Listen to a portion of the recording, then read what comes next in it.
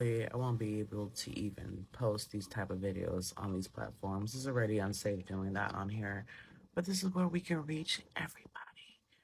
But just know, censorship, the dictatorship, it's it's active. Okay?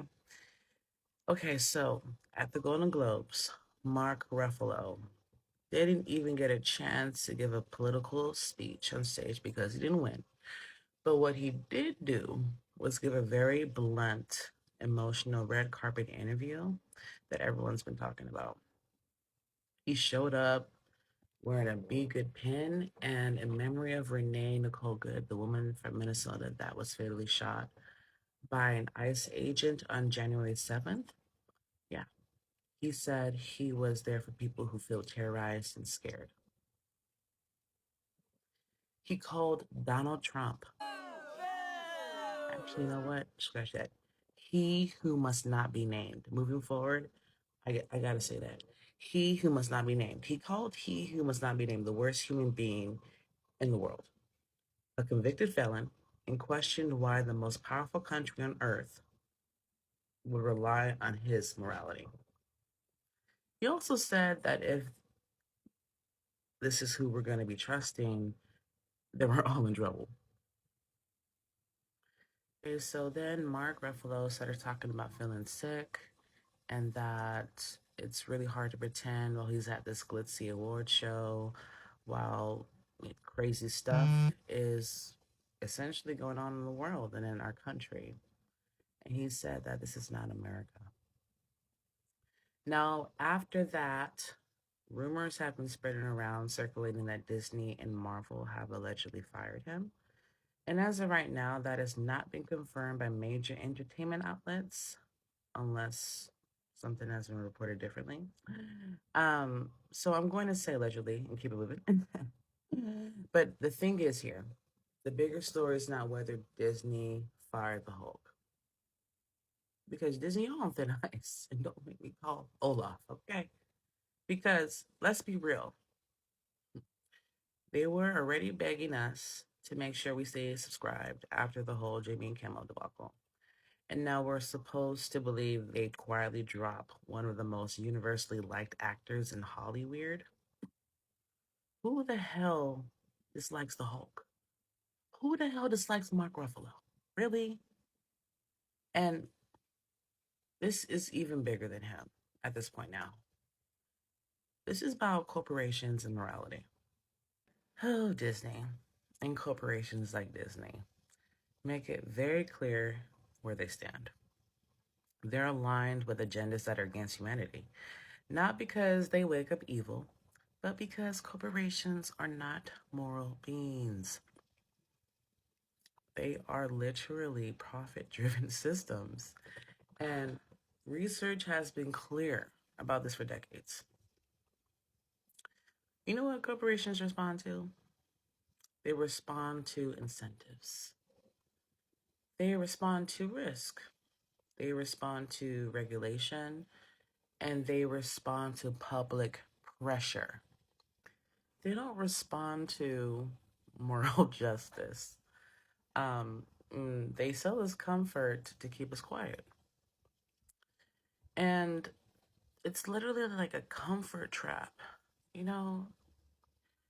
And this is the part that really messes with me because I'm guilty of this too, y'all. Okay, I will sit there all day and we can talk about it, but I'm guilty of it too, living it every day. The struggle of battling between liberation, right, internally and externally, and the demands of being a parent, having to punch in, clock in somewhere, raise our children, pay bills for paying bills in this universe when there's like millions of other planets and shit out there. But okay, anyway, paying bills and having to be somewhere, right? When are we going to be able to let go of our comfortabilities and really stop feeding the machine with our labor, our money, our time, the time that we don't give back, by the way, just to spend it right back and give it right back to the machine? Them? while we also rely on their mechanisms and institutions to hold the very thing that they hang over our heads daily: money, the thing we work for. This is not freedom, y'all. This is a loop that feels unending. Again, who the hell dislikes Mark Ruffalo? Really? No, I gotta get used to somebody else playing the Hulk. This is what y'all gonna do. When I've been literally, you know what? You know what? Okay. The loop that we're talking about is literally what political scientists call the exit versus the voice. Either you leave the system or you stay and try to change it. And most of us are trapped somewhere in between, numbing ourselves inconvenience. I do it all the time, every day. Disassociating like a motherfucker, right? But when are we going to really get to a point where we can get our kids and ourselves ready to live without these comfortabilities? And that means having access to things we want, nice things to indulge in. But the truth is, our most sacred liberties are already being violated. If you want to be technical, we're never really given to us. Um, Given to us performatively. But also, they're being denied. And we are distracted because we can still stream. I can talk to all y'all. Y'all can still scroll. Hey, hi, for those who say thanks, thanks. And still shop. We can do things that make us feel good, right?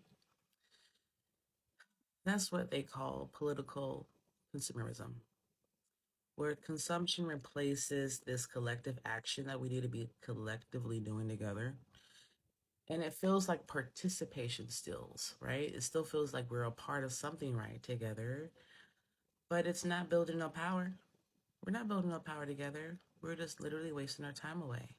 Indulge in what feels comfortable because we have been working our butts off every day to take care of ourselves, our families, pay off things, give to the machine.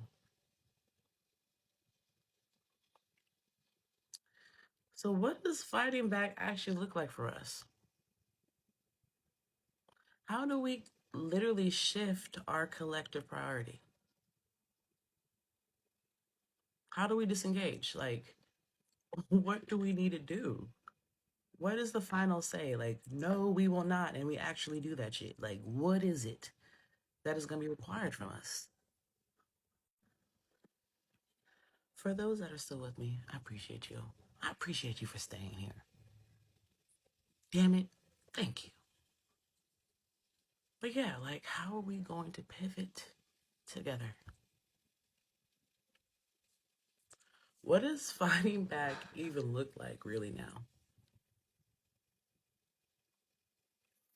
Is that going to be something we only do in defense? Are we going to be only reacting if we are harmed? Or are we going to actually reclaim our power immediately, stabilize ourselves, and move?